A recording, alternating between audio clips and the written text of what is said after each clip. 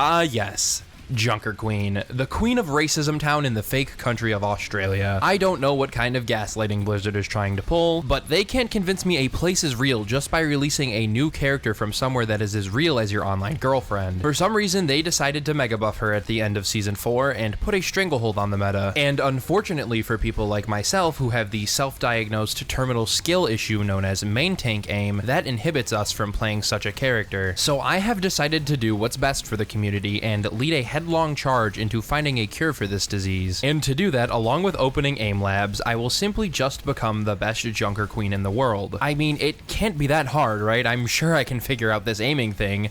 Fuck. Now, on top of the anxiety I have from trying to learn how to aim, I am currently having sleepless nights from the thought of her pinning me up against the wall and choking the life out of me just like she does to the rest of the cast. But I never said that was a bad thing now, did I?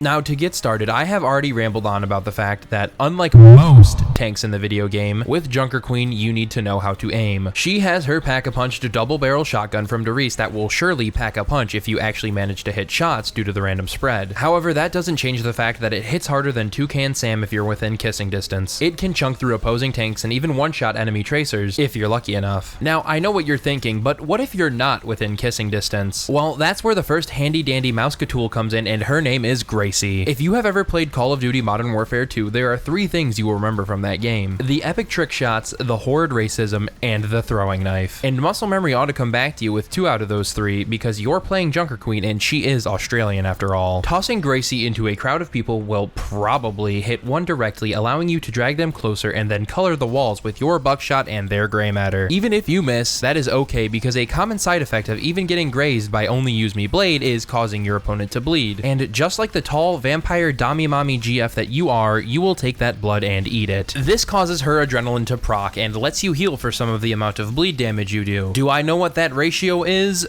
No, that's future me's job to edit that in. And even if you finish off the target right away, don't worry, you'll just get that healing you would have gotten in full instead of over time. But even when the knife isn't being thrown, it's still a useful tool. It also acts as your default melee weapon, and it can inflict bleed as well. This is especially useful for hard to hit targets. Hitting them with a melee will inflict bleed on them and allow you some wiggle room for those hard to hit shots. And we all know we're going to miss those shots when we need to hit them the most. Hitting them with a melee and causing bleed instead gives you a little bit of peace of mind. However, an important thing to remember is that if you have thrown the knife and go to melee someone, you will just be using your fist. And I think we could all agree that I would rather be punched in the face than stabbed. But back to pulling things closer. If you happen to be out of ammo and can't finish your YY fakey, you can whip out the next tool in your arsenal, being Carnage. Carnage is a cheese cutter that also happens to be a giant fucking axe. It will do a metric fuck ton of burst damage as well as stacking the bleed effect on top of that. The hitbox for this move is the size of a fucking semi-truck, but still somehow smaller than the Amazon rainforest Hanzo manages to shoot at you with one arrow. One little funny trick shot you can do is to throw Gracie into someone and then pull them back into Carnage for something that kind of looks like a Mortal Kombat fatality, or whatever I feel like medieval combat looked like back in the 1940s. This combo is so goddamn satisfying, I could watch it on repeat for an hour and a half and still not be bored. Gracie and Carnage go together like peanut butter and jelly, except instead of tasting something delicious, you taste buckshot.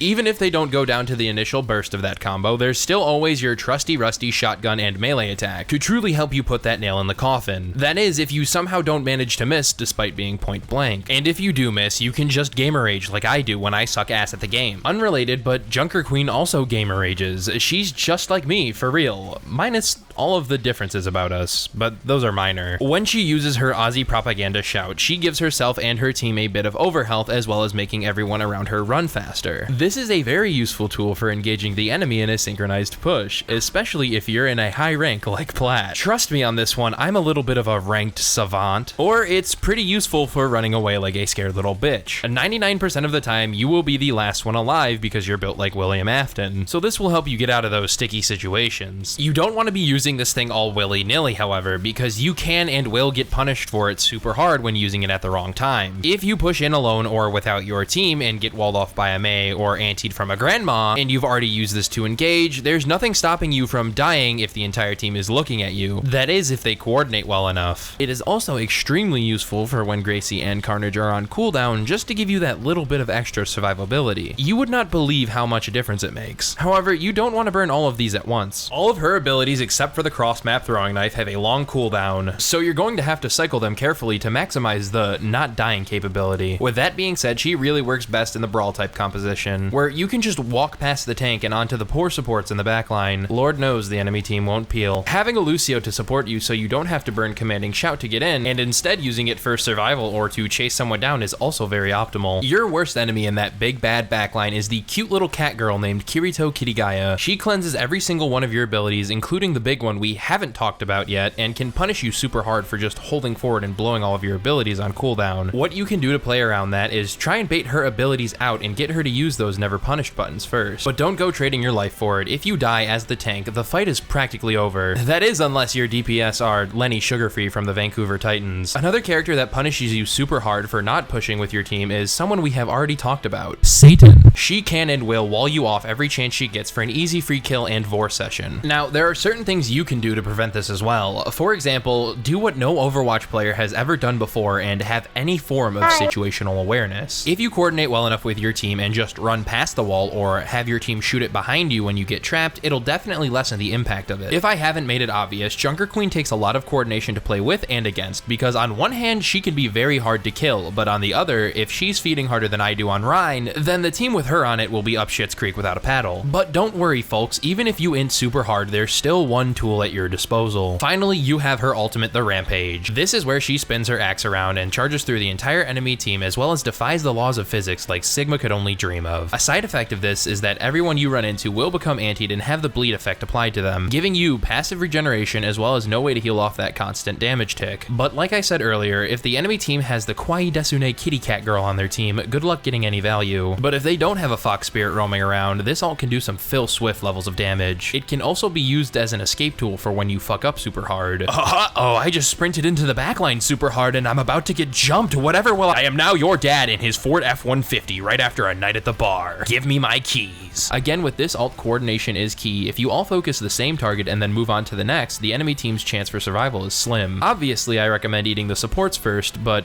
when don't I do that? Actually, I also recommend solo ulting them if you want to take a fight early. This helps get some extra percentage on whatever objective you're fighting for. Remember, not every ult you use has to be a 5k. And finally, so what have we learned today? I think we've learned that in the worst conditions, only the strong survive. Not only does junkerqueen show how physically tough she is, she shows how mentally tough she is as well. Fighting through the childhood she had and getting kicked out of Junkertown only to come back and claim it as her own. That, and we also learned that she has some of Sigma's schizophrenia.